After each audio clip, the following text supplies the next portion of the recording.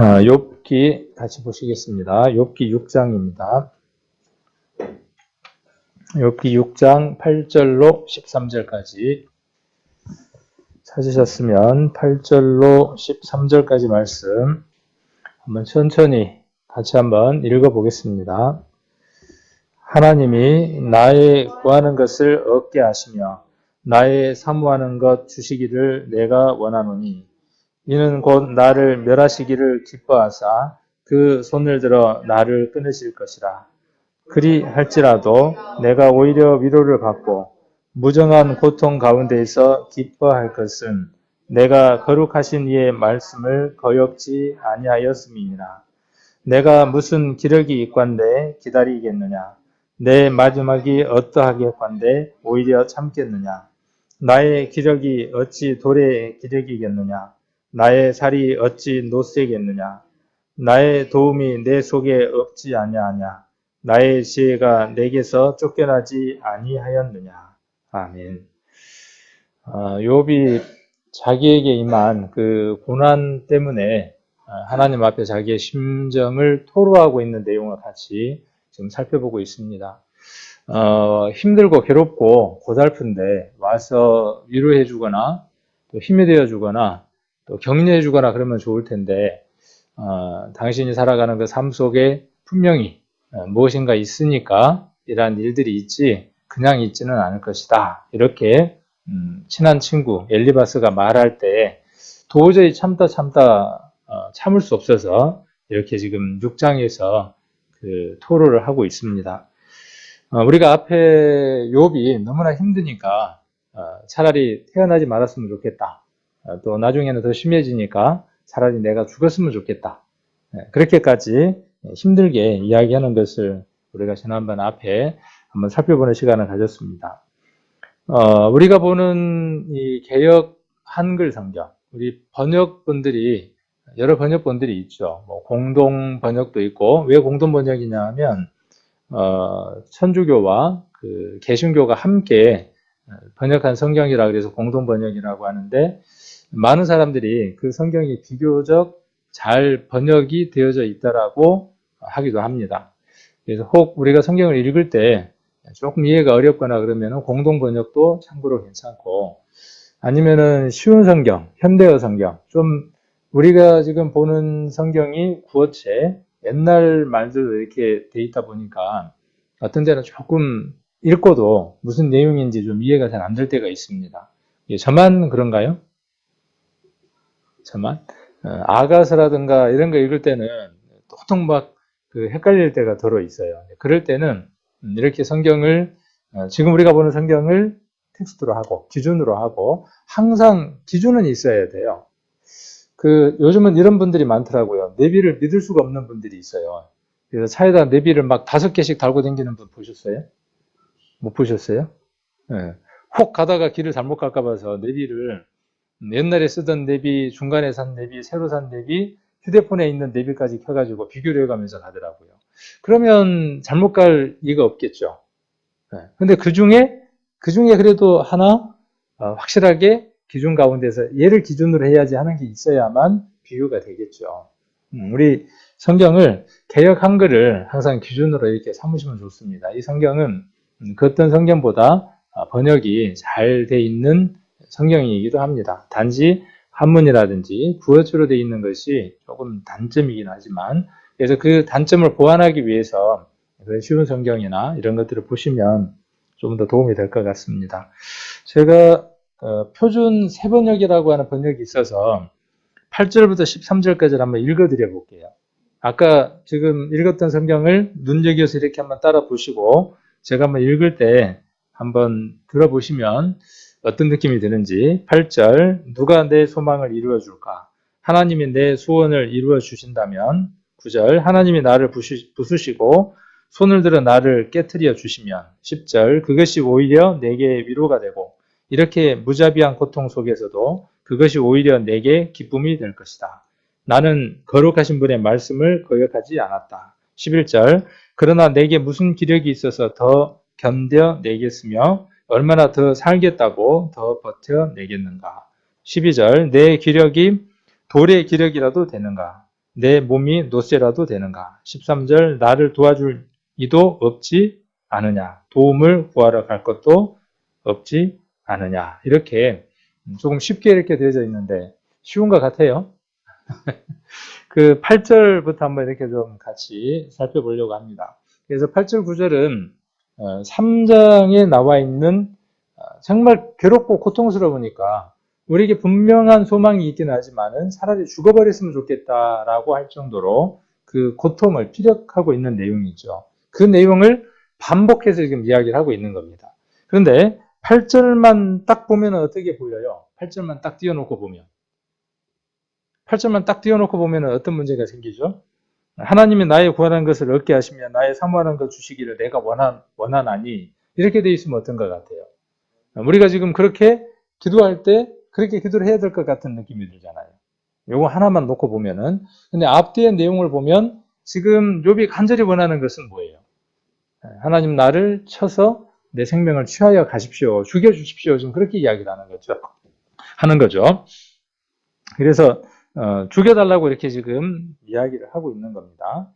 자, 그리고 8절, 9절이 지금 그런 내용들을 이야기하죠. 이는 곧 나를 멸하시기를 기뻐하사 그 손을 들어 나를 끊으실 것이라. 이렇게 자기의 그 고통을 피력하고 있습니다.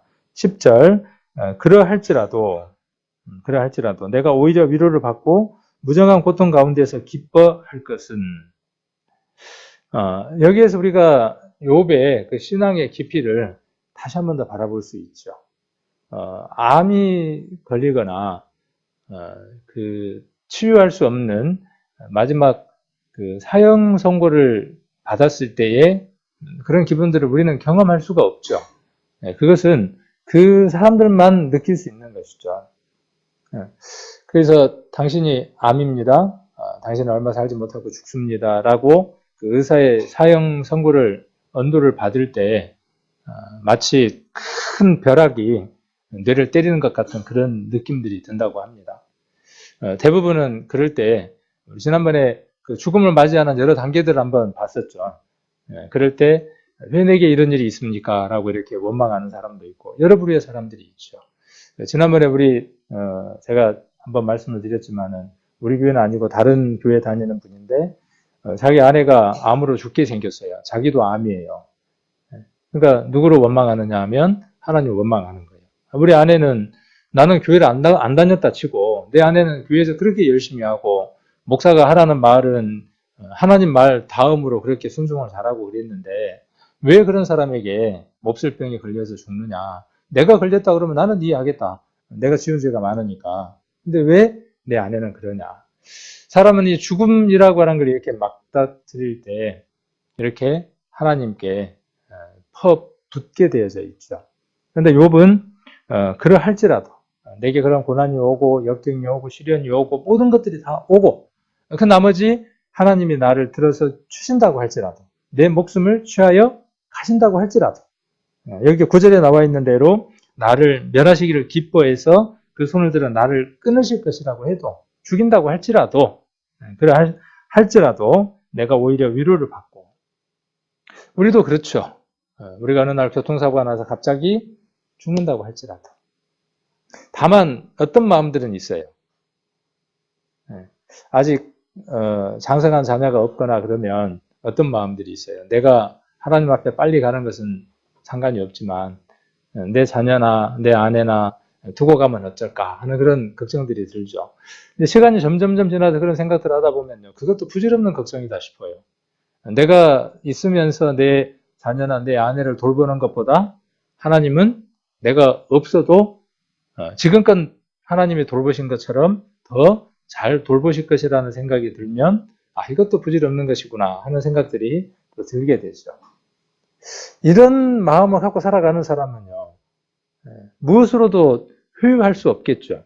그래서 공산당들이 치고 내려왔을 때 제일 바꿔놓기 어려운 사람들이 누구냐 하면 이런 사람들이죠.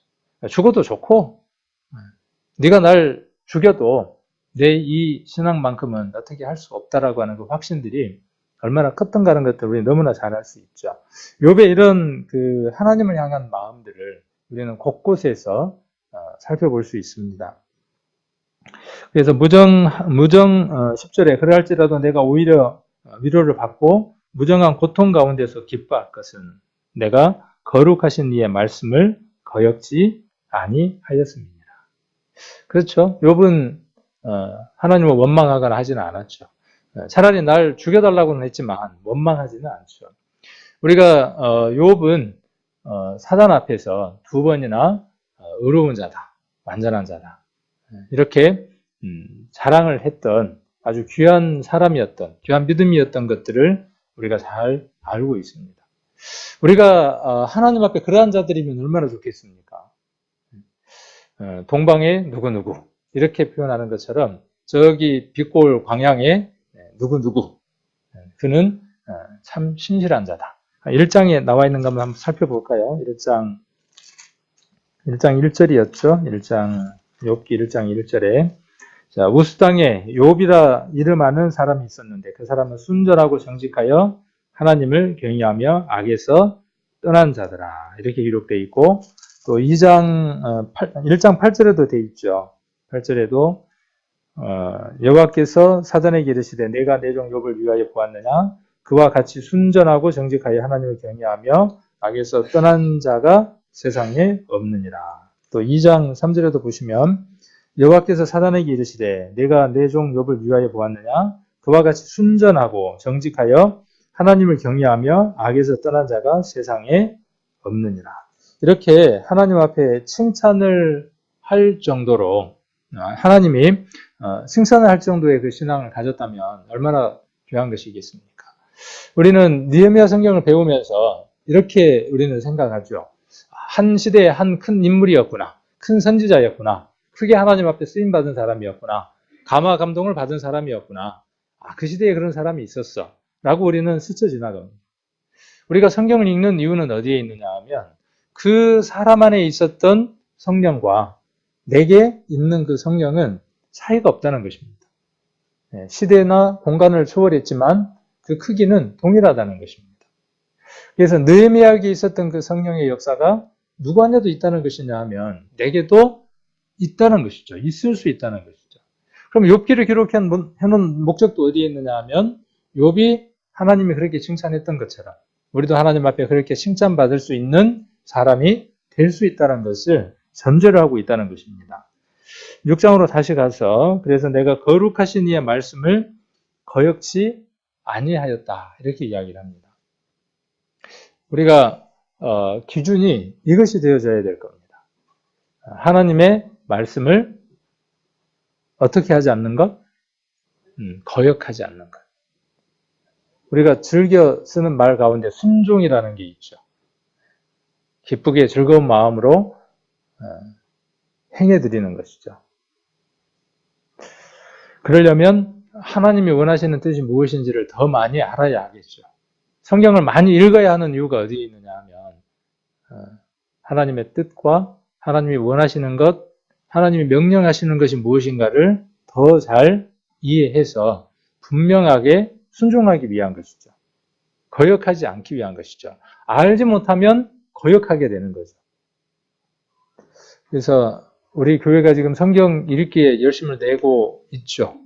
우리 지난번에 소망구역이었나요? 소망구역 일독을 했고 지금도 성경을 읽기 위해서 서로 이렇게 돕고 또 격려하고 또 경쟁하는 또 그런 모습들이 아름다운 것 같습니다. 그래서 내가 성경을 일독했다, 내가 또 성경을 많이 봤다, 이것도 좋은 초점이 될 수 있지만 그것보다 더 나은 초점은 그 속에서 내가 무엇을 순종해야 할까? 그 얘기는 뭐냐면 내가 무엇을 순종할까라는 그 얘기는 조금 다르게 이해를 한다면 내가 그동안 하나님을 거스리고 있는 것은 무엇이었을까 하는 것을 말씀을 통해서 발견해내는 거죠. 그래서 내가 변화되어져 가는 거죠. 진정한 예배는요, 참 예배는 무엇이 있어야 되느냐 하면요, 변화가 있어야 합니다. 참된 지식은 삶의 변화와 뗄래야 뗄 수 없는 관계를 갖고 있다라고 믿음의 선진이었던 캘빈도 그렇게 이야기를 했답니다. 그러니까 참 지식은 뭘 바꿔내느냐 하면 삶을 바꿔내는 거예요. 그래서 어떤 사람이 되느냐 하면요. 성숙한 사람이 되는 겁니다. 그래서 예배는 우리가 예배를 드린다. 우리가 예배를 드렸다. 그렇게 이야기할 때 그 예배는 무엇을 포함하고 있어야 되느냐 하면 성숙이라고 하는 그 단어와 성장이라고 하는 이 둘이 함께 포함되어 있어야 돼요. 내가 구원받는 그날부터 예배를 드리죠. 신령과 진정으로 예배를 드리고 공적 예배에 와서 여기에서 행위로도 예배를 드리는 것들을 함께 나갑니다. 그 속에 이 두 가지가 빠져 있다면은 신령과 진정으로 예배를 드리는 게 아닙니다. 산 제사를 드리니까 너희 몸으로 드리는 거니까. 그래서 말씀을 읽는 가운데에 내가 지금 불순종하고 있는 것들이 무엇인가? 내게 아직까지 변화되고 있지 못하는 것이 무엇인가? 내가 아직 덜 성숙한 건 무엇인가? 뭐 계란은 반숙이 좋대지만 그런가요? 영양가가 더 높나요? 그런데 신앙인은 반숙보다는 완전히 익어가야 된다는 거죠. 그리고 무엇이 있어야 되느냐 하면 성장이 있어야죠. 성숙과 성장. 이 단어들을 여러분들 끊임없이 머릿속에 되뇌이면서 살아가십시오. 나는 지금 성장하고 있는가? 나는 성숙한 사람인가?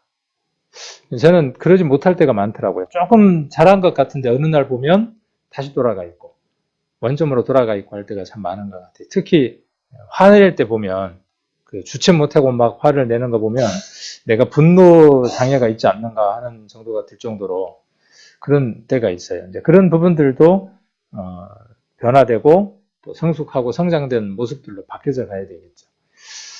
우리가 가정에서의 모습들은 밖으로 드러나지 않으니까 잘 모르잖아요.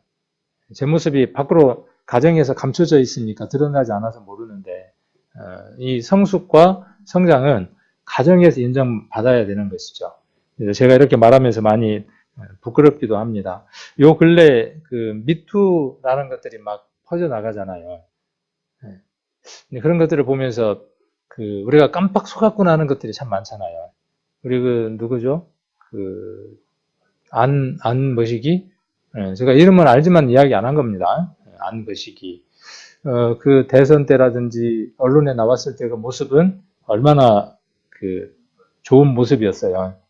그런데 실상 어떤 일들이 생겼을 때 보니까는 그 속에 그런 어둠들이 있었죠. 우리는 그런 일들을 보면서요, 손가락질을 하죠.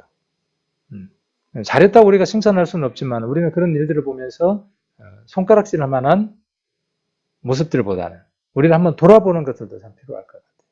우리들에게도 그렇게 숨겨진 것들이 있고 낱낱이 드러나지 않아서 그렇지 그렇게 드러내놓는다 그러면 부끄러운 부분들이 참 많을 것이라는 것이죠.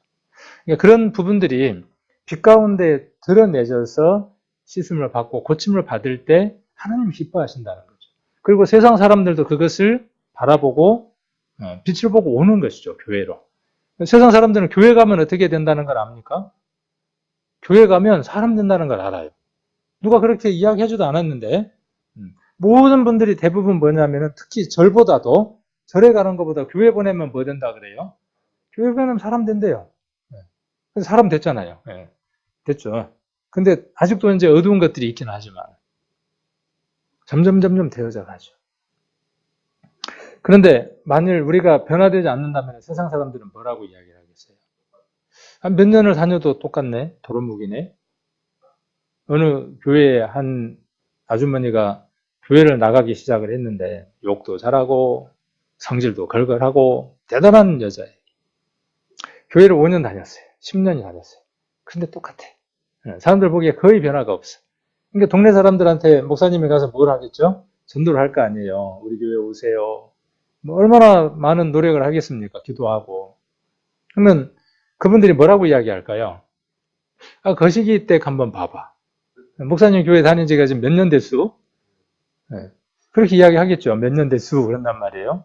그러면서 뭐라 그래요? 에이, 뭐 교회 다니면 좀 나아진다더만 뭐 거기서 거기네. 시어머니한테 하는 거 본게 모지게도 하고 하는 거 보니까 참 꼬락서니 하고는 그렇게 이야기한단 말이에요. 그런 얘기를 목사님이 얼마나 많이 들었겠습니까? 저도 듣겠죠. 그러니까 이 목사님이 준비해 다니는 말 한마디가 있어요. 뭘 것 같아요?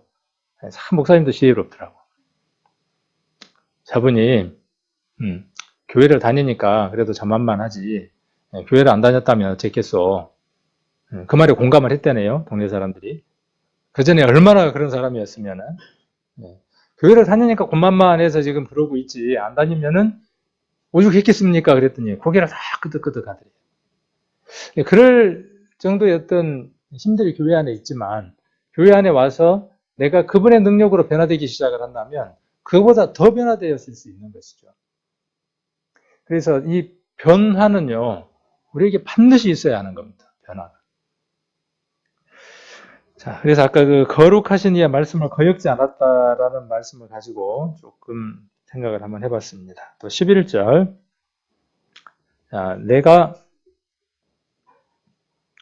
자, 오히려 참겠느냐 그랬죠. 내가 무슨 기력이 있건데 기다리겠느냐. 내 마지막이 어떠하겠건데 오히려 참겠느냐. 11절에 오히려 참겠느냐 그렇게 이야기를 하죠. 엘리바스는 욥에게 하나님의 징계를 받는 자가 누릴 축복에 대해 약속한 바가 있죠. 5장에서. 그러나 욥의 현재 상황은 그 같은 약속과 너무나 동떨어져 있어요. 그래서 엘리바스는 소유와 자손의 축복을 약속했으나 욥에게 있어서 그것은 한낱 공허한 언저리에 불과했다. 더욱이 잃어버린 건강을 다시 회복한다는 것은 사실상 불가능한 것처럼 보였다. 이러한 욥의 현 상황은 절망의 연속이며 어떤 측면에서 절망 그 자체였다. 따라서 그는 참고 인내하여 회복될 미래를 소망하기보다는 차라리 현재에서 죽음을 요청했다. 얼마나 그 힘들면 하나나 소망마저도 없을 만큼 그렇게 고통스러운 것이죠. 그래서 오히려 참겠느냐 지금 이렇게 말하고 있죠.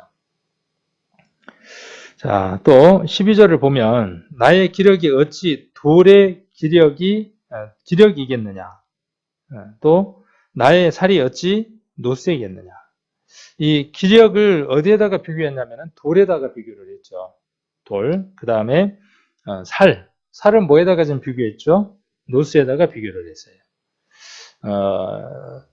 욥 자신도 어느 인간과 마찬가지로 유한한 능력을 지닌 존재일 수밖에 없다는 사실이 토로되어져 있고, 상반절, 그러니까 정신력의 한계를, 그러니까 상반절, 아까 돌은 어디에다가 지금 이야기했냐면 정신력에다가 지금 비유를 하고 있고, 후반절은 육체의 살은 어디에다가 지금 비교를 하고 있느냐 하면 노스에다가 비교를 하고 있죠. 그래서 여기서 정신력이라 하면 고난 중에서도 하나님께 대한 신뢰를 상실하지 않는 신앙의 의지를, 그리고 육체라 하면 고난, 특히 전신에 퍼진 피부병을 인내하는 육체적 능력을 각각 가리킨다. 요컨대 욥은 그 정신력과 육체에 있어서 한계 상황에 다다른 것을 표현하고 있는 거죠. 그러니까 지금 돌이라고 하는 어떤 매개체와 노쇠라고 하는 그 매개체들을 이야기를 하면서 내가 더 이상 견딜 능력이 없다는 거예요. 노쇠라도 이걸 감당을 못할 것이다. 피부병이 나서 그렇게 득득 기와장으로 긁어내는 그것들을 어떻게 참아내겠냐. 내가 돌 같은 정신을 갖고 있더라도 내가 지금 멘탈이 어떻게 된다 그러죠, 요즘? 요즘 뭔 일이 생기면 멘탈이 건강하냐 안 하냐, 뭐 멘탈이 붕괴됐냐 이런 얘기들을 많이 하죠. 요즘 용어로. 그러니까 욥이 요즘 표현으로 어떻게 된 거죠? 지금 멘탈이 완전히 막아버린 거죠, 완전히 뭐 폭발해버린 거예요. 제정신이 아닌 상태죠.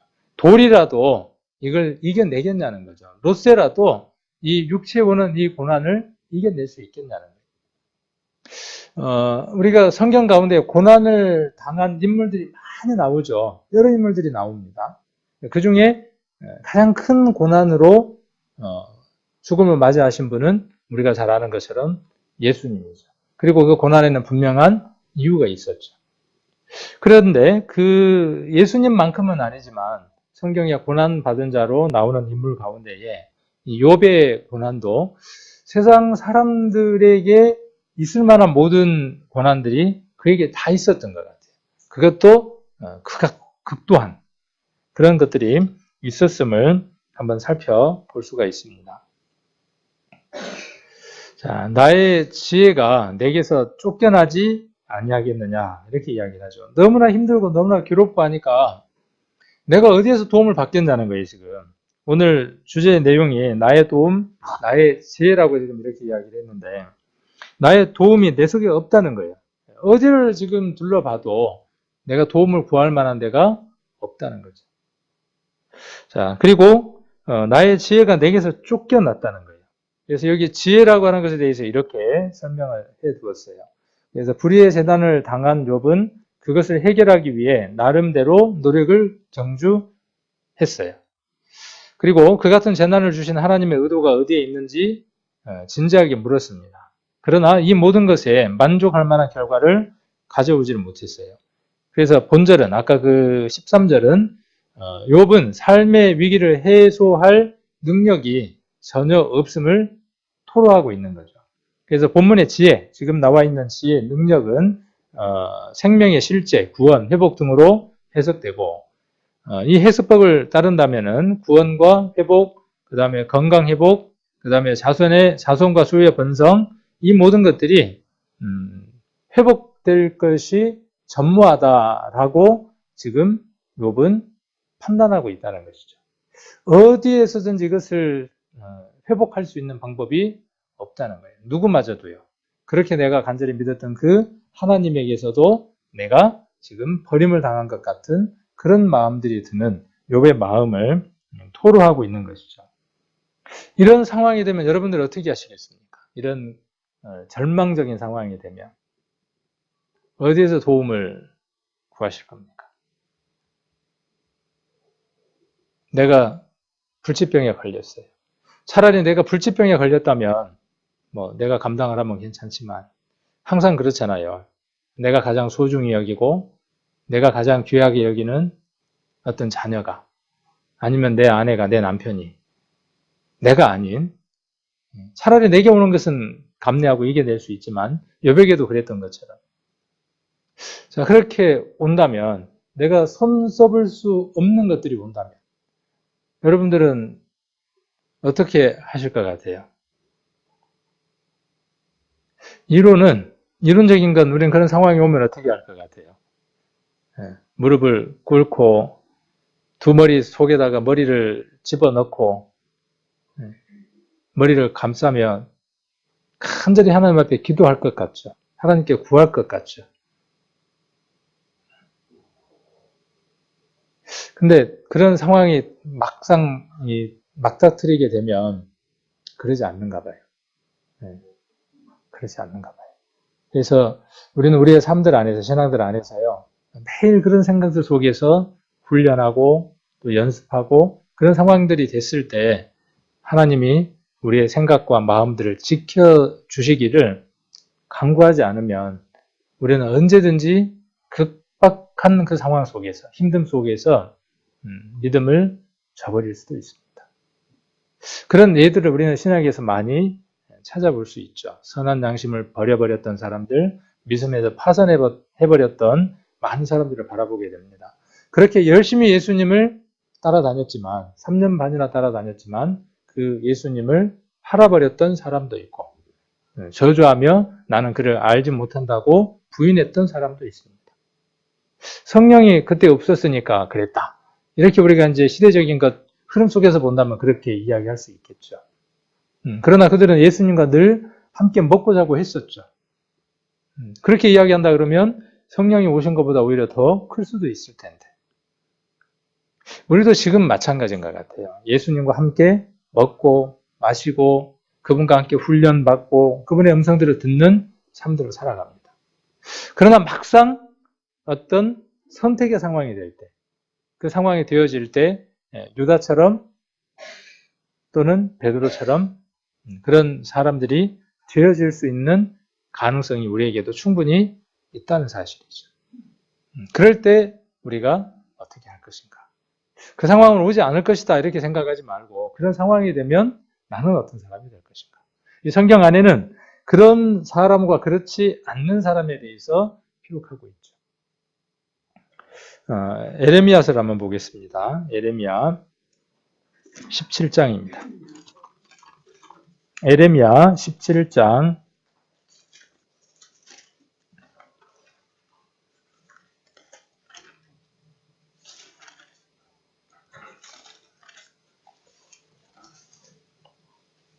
5절 에레미야 17장 5절부터 8절까지 한번 천천히 같이 한번 읽겠습니다. 예레미야 1077페이지. 어쩌면 아까 욥기 6장 13절에 내 마음, 내 지혜, 이 모든 것들이 다 사라져버리고 소망이 없고 힘이 없을 때 그때 우리가 여전히 생각해야 될 말씀들이 어떤 것인가 하는 것들을 우리가 한번 살펴볼 수 있는 시간들이 되는 것 같습니다. 17장 5절부터 8절까지 같이 한번 읽겠습니다. 나 여호와가 이같이 말하노라. 무릇 사람을 믿으며 혈육으로 그 권력을 삼고 마음이 여호와께서 떠난 그 사람은 저주를 받을 것이라. 그는 사막의 떨기나무 같아서 좋은 일에 오는 것을 보지 못하고 광야 건조한 곳 건건한 땅 사람이 거하지 않는 땅에 거하리라. 그러나 무릇 여호와를 의지하며 여호와를 의뢰하는 그 사람은 복을 받을 것이라. 그는 물가에 심기운 나무가 그 뿌리를 강변에 뻗치고 더위가 올지라도 두려워 아니하며 그 잎이 청청하며 가무는 해도 걱정이 없고 결실이 그치지 아니함 같으리라. 아멘. 우리가 이 5절로부터 8절 말씀을 통해서 여기도 두 가지를 한번 생각해 볼 수 있죠. 두 가지. 어떤 거 생각해 볼 수 있을까요? 정리를 해보면, 두 가지를 한번 정리를 해보면, 사람을 의지하는 자. 그렇죠? 사람을 의지하는 자. 사람을 의지하는 자의 상태를 보여주고 있고요. 하나는 하나님을 의지하고 의뢰하는 사람의 결과를 보여주고 있죠. 아까 그렇게 말씀을 드렸죠. 내가 하나님의 말씀을, 거룩한 자의 말씀을 거역지 않았다. 욥이 그렇게 이야기를 했죠. 우리가 그 하나님의 말씀을 순종하고 살아가려면 우리의 상태가 어떤 상태인지를 잘 알아야 하죠. 그럴 때 내가 정말 하나님을 의지하고 살아가는지 아니면 사람을 의지하고 살아가는지 판별을 할 수 있겠죠. 나의 상태가 이 가운데 어떤 것이라면 나는 그것을 의지하고 있는 것이죠. 지금 여러분의 심령의 상태가 사람 있는 곳이 싫어. 여기 지금 6절에 기록되어 있는 것처럼 사람이 거하지 않는 땅에 있고 싶어. 사람이 사람으로부터 상처받고요. 사람으로부터 힘들고 사람으로부터 괴로우면요. 사람 있는 곳이 싫습니다. 그렇죠? 우리 경험을 하잖아요. 특히 교회 안에서 정말 믿고 또 사랑하고 교제를 나누었던 형제 자매로부터 배반을 당하거나 불신을 당하거나 그랬을 때 오는 충격은 이루 말할 수가 없죠. 그 어떤 것보다도. 그럴 때 우리가 우리의 마음들 한번 이렇게 한번 뒤져보면, 살펴보면 6절과 같다는 것이죠. 사막의 떨기나무 같아요. 사막의 떨기나무. 얼마나 말라 있겠습니까? 만지면 어떻게 되겠어요? 바스라지는. 우리 교회 안에 이렇게 오시는 성도들을 보면 안 느껴지나요? 아니면 내 심령의 상태를 보면 안 느껴지나요? 내가 나를 보거나 이렇게 있을 때 내가 지금 어떤 상태인지가 안 느껴지나요? 교회는 누구를 보고 오는 것입니까? 물론 우리가 사랑의 대상이고 또 도움의 대상이고 또 도움을 받는 대상들이기도 하죠. 그런데 우리가 여기에서 잊지 말아야 할 것이 뭐냐 하면 사람은 믿음의 대상이 아니라는 사실입니다. 5절에 보면 나 여호와가 이같이 말하노라. 무릇 사람을 믿으며 있어요. 사람은 믿음의 대상이 아니에요.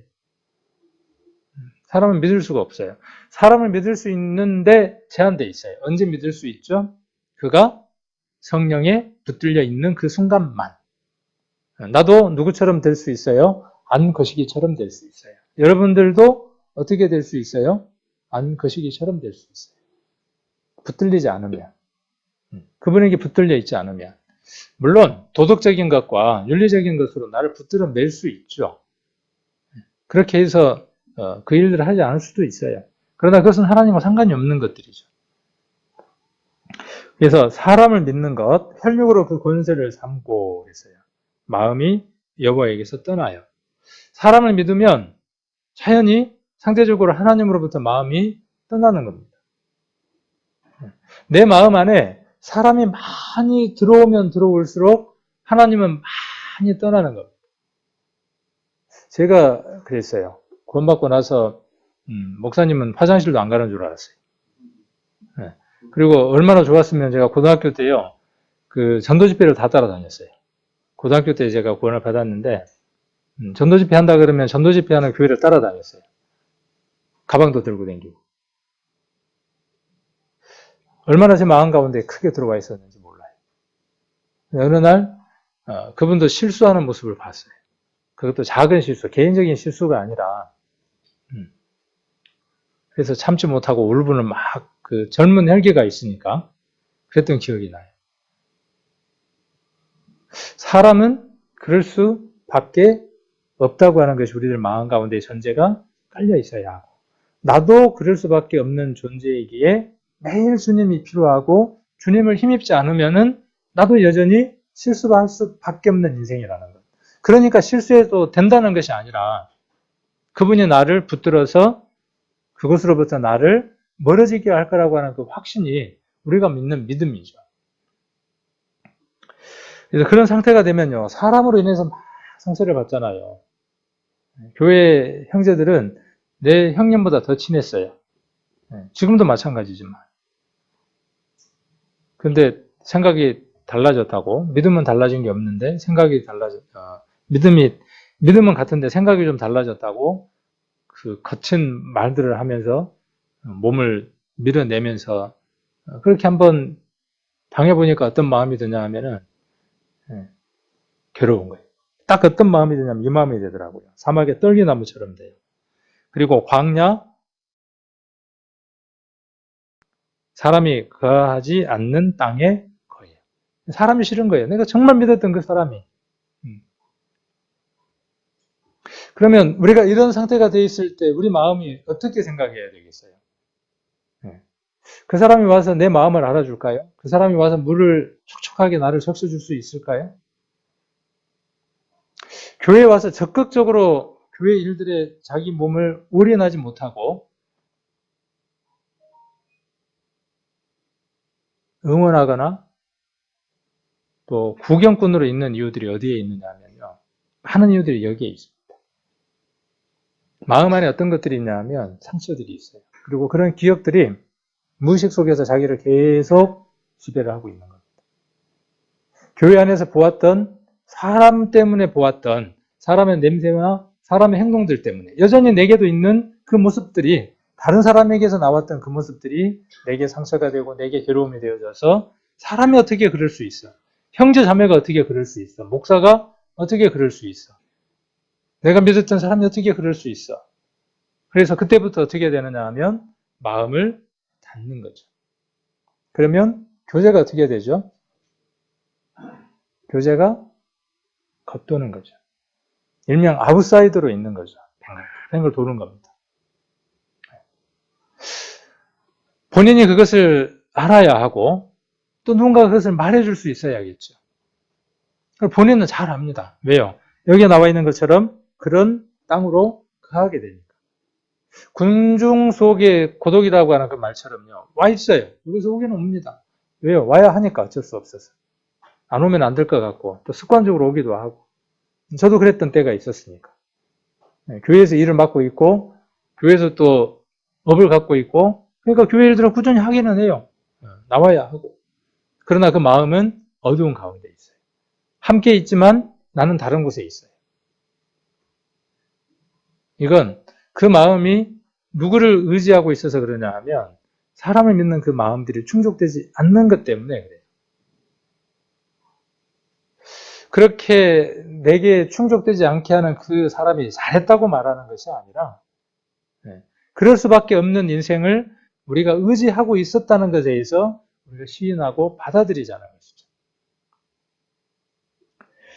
자, 그러나 반면 한쪽은 어떻습니까? 무릇 여호와를 의지하며 여호와를 의뢰하며 의지 의뢰. 그 사람은 뭘 받습니까? 복을 받습니다. 그래서 우리가 하나님을 의지하는 삶 가운데 살아가야 해. 그러니까 사람은 사람하고 관계는 끊어버리라는 거예요. 그러니까 이제 너 필요 없어. 극단적인 걸로 가는 거야. 나는 하나님만 있으면 돼. 사람 필요 없어. 이렇게 또 흘러가는 경우도 있죠. 이것도 잘못된 것이죠. 자, 그는 물가에 심기운 나무가 그랬어요. 여기 이제 답이 나오죠. 물가에 심기운 나무가 그 뿌리를 강변에 뻗치고 더위가 올지라도 두려워 아니하며 그 잎이 청청하며 가무는 해에도 걱정이 없고 결실이 그치지 아니함 같으니라. 저는 아까 그 성숙과 성장이라는 그 단어들을 가지고 성경을 들여다보면요. 계속 성경 속에 그런 과정들이 나오는 걸 살펴볼 수 있습니다. 여기도 진행 방향이 어떤 방향이냐 하면 성숙에서 성장의 관계로 넘어갑니다. 그리고 결국은 뭐냐 하면 결실이에요. 열매 맺는 거예요. 하나님을 의지하는 사람은요, 어떤 어려움도 극복해냅니다. 어떤 터널도 참아냅니다.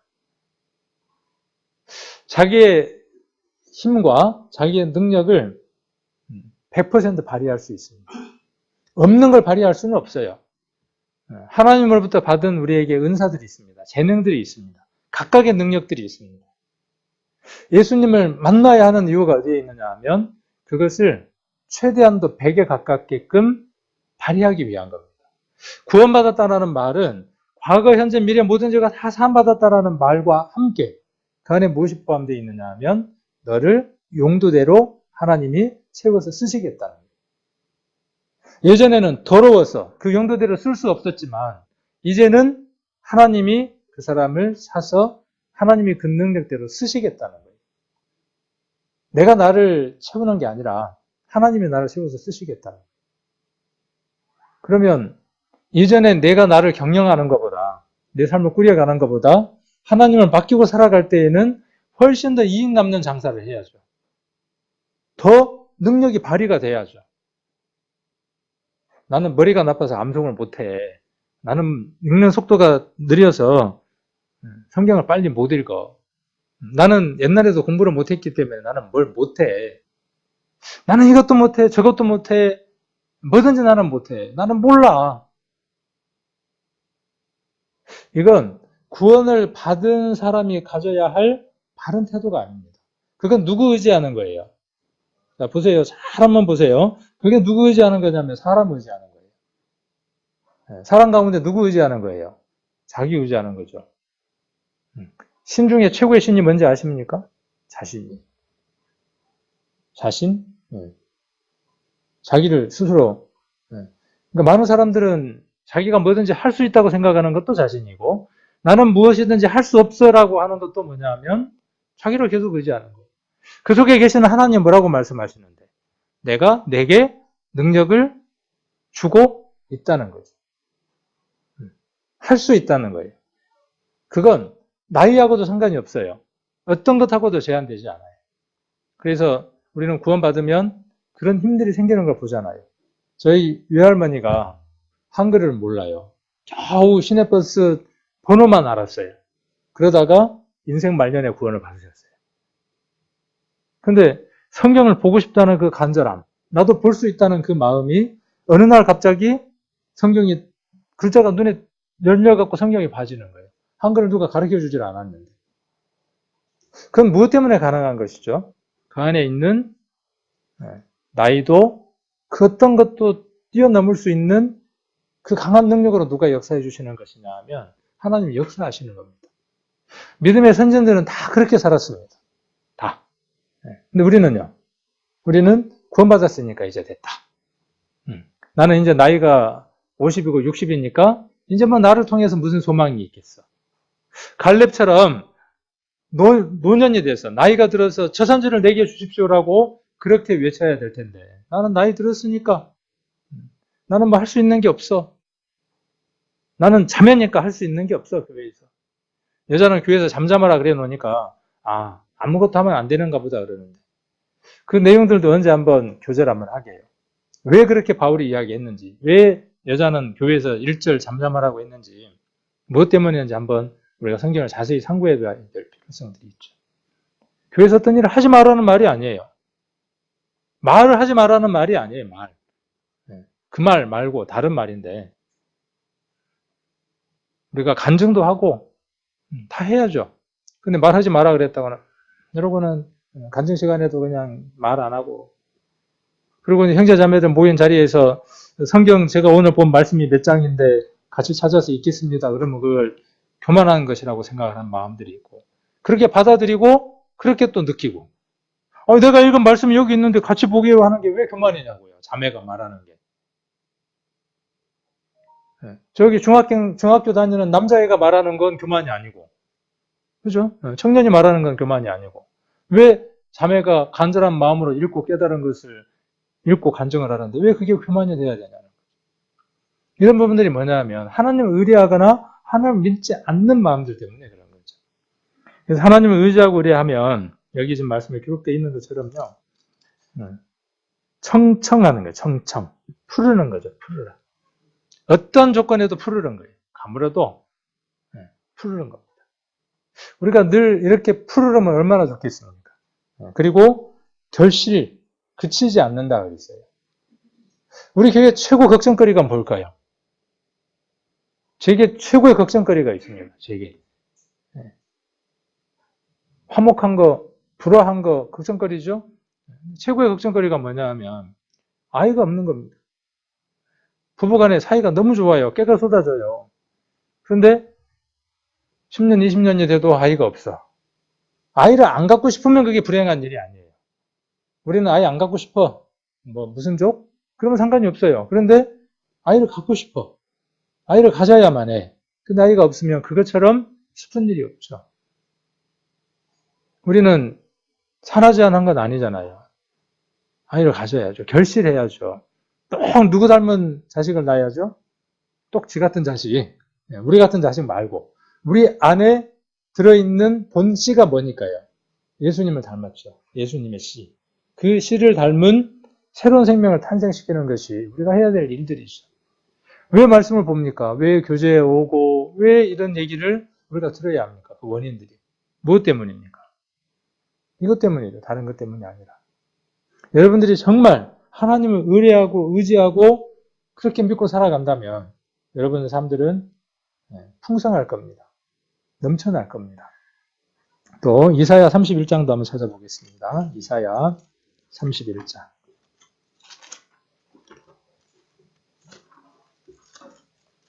이사야 31장 1절.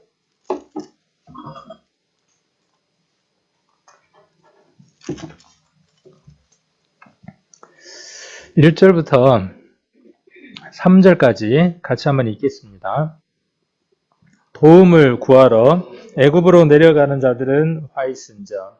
그들은 말을 의뢰하며 병거의 많음과 마병의 심히 강함을 의지하고 이스라엘의 거룩하신 자를 앙모치 아니하며 여호와를 구하지 아니하거니와 여호와께서도 지혜로우신즉 재앙을 내리실 것이라. 그 말을 변치 아니하시고 일어나사 악행하는 자의 집을 치시며 행악을 돕는 자를 치시리니 애굽은 사람이요 신이 아니며 그 말들은 육체요 영이 아니라. 여호와께서 그 손을 드시면 돕는 자도 넘어지며 도움을 받는 자도 엎드러져서 다 함께 멸망하리라. 사람이 와서 우리를 도왔다고 칩시다. 그렇다고 칩시다. 도움을 받았습니다. 그러나 그것이 하나님이 원치 않는 일이면, 하나님이 허하지 않는 일이면 그것도 의미 없는 것이. 자, 도움을 구하러 어디로 내려가요? 애굽으로. 애굽으로. 우리가 내려갈 수 있어요. 그러니까 결국 우리는 어디에 있다는 것이죠? 위에 있다는 거예요. 위에. 그런데 어디로 내려갈 수 있어요? 그러니까 세상은 아래인 거예요. 애굽은. 애굽은 아래에 있는 겁니다. 우리가 세상 것을 바라보고 세상 것을 취하려고 하고 세상적인 방법으로 무엇인가를 해결하려고 하는 것은 내려가 있는 겁니다. 올라가 있는 게 아니라. 자, 여기 말이 나오죠. 말이 나오고 말이 나오죠. 어떤 게 말인지 어떤 게 말인지 잘 구분하십시오. 똑같은 말입니다. 말. 잘 구분을 하세요. 그래서 그전에는 전쟁을 하거나 싸움을 하려면 뭐가 없으면 안 돼요. 따가닥 타는 거 말이 없으면 안 되죠. 그것으로서 전쟁을 승리하려고 의지하는 것이 어리석은 것이라는 것을 구약 성경은 끊임없이 가르치고 있죠. 말이 없어도, 병거가 없어도, 철기나 청동으로 된 무기가 없어도 누가 함께 하시면 이긴다는 거예요. 하나님이 함께 하시면 이긴다는 거예요. 구약을 통해서 우리가 배워야 할 것들이 뭐예요? 그런 것들이죠. 내가 누구만 붙들면, 하나님만 붙들면 세상 어떤 사람보다도 내가 더 나은 사람이 될 수 있다는 것이죠. 어디 안에서요? 내 능력 안에서요. 더 넘을 수는 없어요. 하나님 주신 것 안에서니까. 내게 능력 주시는 자 안에서. 전제가. 자, 또 시편 한번 보겠습니다. 시편 56편.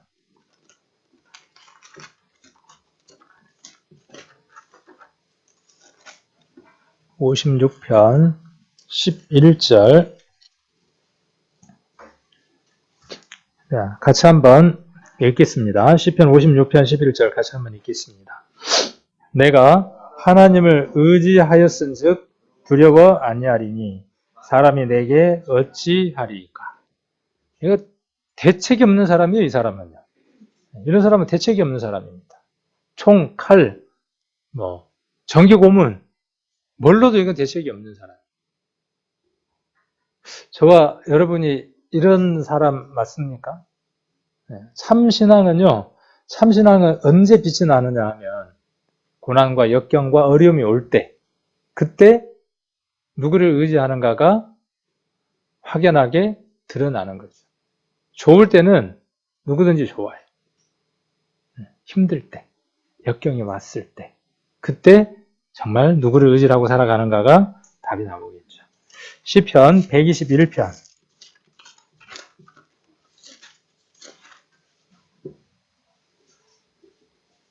이 시편은 121편은 참 너무 좋은 것 같아요. 시편 121편은. 누가 암송을 해서 언제 한번 찬양 예배 때나 이럴 때 한번 암송을 해서 해도 좋을 것 같아요. 이거 노래도 있죠. 자, 121편 1절부터 8절까지 잘 생각하시면서 같이 한번 읽겠습니다. 내가 산을 향하여 눈을 들리라. 나의 도움이 어디서 올꼬? 나의 도움이 천지를 지으신 여호와께로서라. 여호와께서 너로 실족지 않게 하시며 너를 지키시는 자가 졸지 아니하시노라. 이스라엘을 지키시는 자는 졸지도 아니하시고 주무시지도 아니하시리로다. 여호와는 너를 지키시는 자라.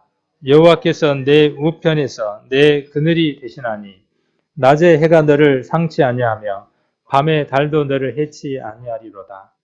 여호와께서 너를 지켜 모든 환난을 면케 하시며 또 내 영혼을 지키시리로다.